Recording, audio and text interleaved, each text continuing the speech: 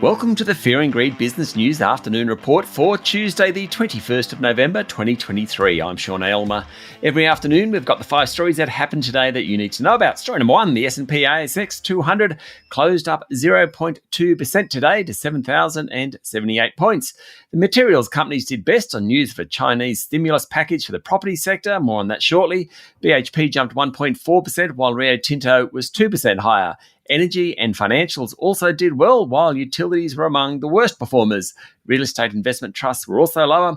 The big 4 banks and Macquarie Group, well, they were all a bit higher, not much. The retailers had a bad day, with Woolworths and Wesfarmers both closing lower. Industrial property giant Goodman Group and tech leaders WiseTech Global and REA all closed down. In corporate news, Technology One's share price fell despite the group reporting a 16% jump in net profit on the back of higher revenue.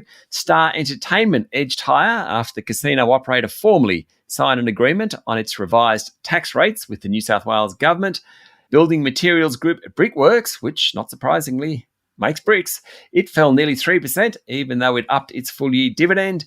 Then the big one this week, Origin Energy. Well, the vote draws closer. It's on Thursday, though proxy votes were tabled today. The group's 17.5% shareholder, Aussie Super, opposes the deal. That's the $20 billion deal that Brookfield and EIG want to make to buy the company. If any proxy votes came in and voted no, the board actually has the opportunity to go back to those shareholders and argue the case to vote yes.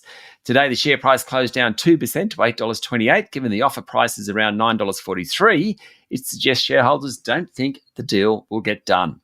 Story number 2, the big international news today is that Beijing has drafted a list of 50 real estate companies that will be eligible for financing as the government moves to prop up the economy. The so-called white list immediately boosted sentiment in the real estate sector, but also in commodities. Iron ore prices jumped, for example. That commodity is a major ingredient in steel. Otherwise, oil held the bulk of its 2 days of gains on speculation that OPEC Plus may deepen supply cuts at a meeting this weekend. And the Aussie dollar climbed to a 3-month high, benefiting from a weaker US dollar and a rising Chinese yuan. Story number 3, Beijing has warned Australia against making reckless and irresponsible accusations against China after Prime Minister Anthony Albanese yesterday criticised the country over an incident last week where Australian Navy divers were injured. China's Defence Ministry said Australia's recounting of the incident in the East China Sea last week was inconsistent with the facts, and Beijing had lodged a complaint to Canberra. The incident, which occurred last Tuesday off international waters near Japan, was called an act of aggression, and a US Senate committee yesterday. A Chinese Foreign Ministry spokeswoman said its nation's military was highly disciplined and always acts in accordance with international law and practice. She said it's important to protect the momentum of China-Australia relations on the back of this month's breakthrough trip to China by Albanese to meet President Xi Jinping.